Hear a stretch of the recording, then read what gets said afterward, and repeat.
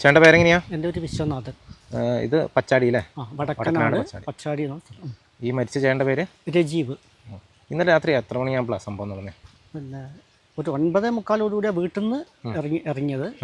പക്ഷെ എന്താ ആന വന്നപ്പോൾ കൃഷിയെടുത്ത് അവൻ വാഴ നട്ടിട്ടുണ്ട്. വാഴക്കൃഷിയിലേക്ക് ആന വന്നത് അറിഞ്ഞിട്ട് വീട്ടിൽ നിന്ന് ഇറങ്ങി വന്നതാണ്. പിന്നീട് ഒരു മണിക്കൂർ കഴിഞ്ഞിട്ട് കാണാതായപ്പോൾ അന്വേഷിച്ച് വന്നു. 1 മണിക്കൂർ കഴിഞ്ഞിട്ട് കാണാതായപ്പോൾ അന്വേഷിച്ചിരുന്നു. അപ്പോഴാണ് ഇങ്ങനെ കാണുന്നത്. വീട് നടക്കുന്നതാണ്. അപ്പം തന്നെ മരിച്ചിട്ടുണ്ടായിരുന്നോ?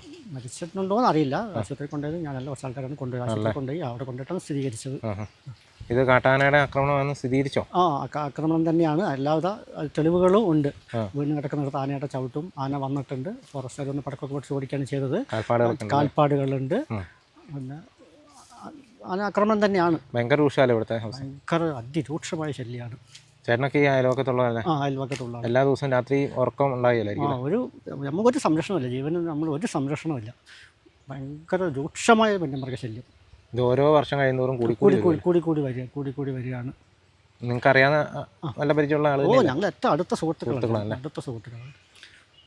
ഇപ്പം ഞങ്ങൾ വീട്ടിൽ ഭക്ഷണമൊക്കെ ഉണ്ടാക്കി വെച്ചിട്ടാണ്. ഉച്ചയ്ക്ക് കഴിക്കാൻ പറ്റുമെന്ന് അറിയില്ല. കുരങ്ങ് അതിശല്യമാണ്. കുരങ്ങ് അകത്ത് കയറുക, ഭക്ഷണം വീടിൻ്റെ ഓടുകളൊക്കെ നീക്കും, ഭക്ഷണ സാധനങ്ങളൊക്കെ എടുത്തുകൊണ്ട് പോകും, നശിപ്പിക്കും.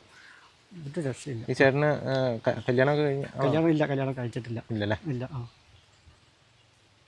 കുടുംബത്തിലെ ഏക പിന്നെ അവർ 3 പേരാ ചേട്ടനന്മാരാണ്. ഇവൻ ഇളയാളാണ്. 2 ചേട്ടന്മാരാണുള്ള.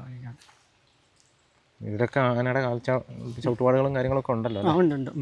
അതിൽ നമുക്കൊരു എത്ര ശതമാനം നമുക്ക് ഇത് അങ്ങനെ തന്നെയാണ്? ഇത് ആന ആക്രമണം തന്നെയാണല്ലേ? ആന ആക്രമണം തന്നെയാണത്. ഇപ്പോൾ ഈ വടക്കനാട് ഇപ്പോൾ ഈ അടുത്ത കാലത്തെങ്ങാനും ആരെങ്കിലും ഇതുപോലെ മരിക്കുന്ന ഒരു സാഹചര്യം ഉണ്ടായിരുന്നു? ഇതിനു മുമ്പ് ഒരുപാട് സംഭവങ്ങളുണ്ടായിരുന്നു. പിന്നെ അന്നൊക്കെ ആനകളെ ഒരുപാട് മരണപ്പെട്ടിട്ടുണ്ട്. ഒരു നിങ്ങൾക്ക് എല്ലാവർക്കും അറിയാവുന്ന കാര്യമായിരിക്കും. ഒരു വടക്കനാട്